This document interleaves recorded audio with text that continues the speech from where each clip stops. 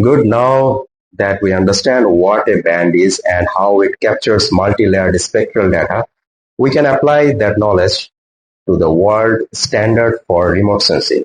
Welcome to part 5. What is the Landsat image? Landsat is not just a single satellite, it is a profound historical archive and a cornerstone of the Earth observation.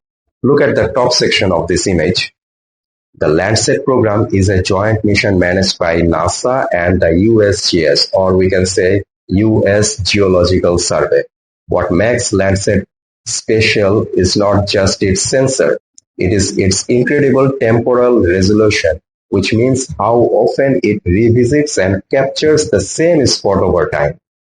Look at the main global timeline spanning the center.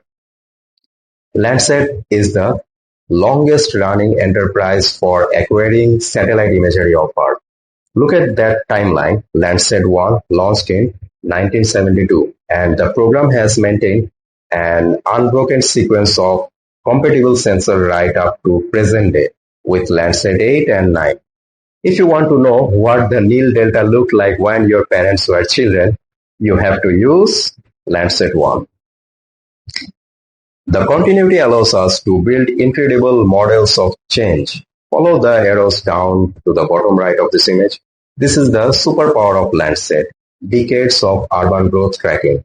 Notice how the program captures the evolution of a single city landscape, comparing what it looked like in 1985, 2005, and finally today. Because the data is computable across decades, we can measure urban expansion and deforestation shown here in the Amazon with unmatched precision. Finally, look to the left.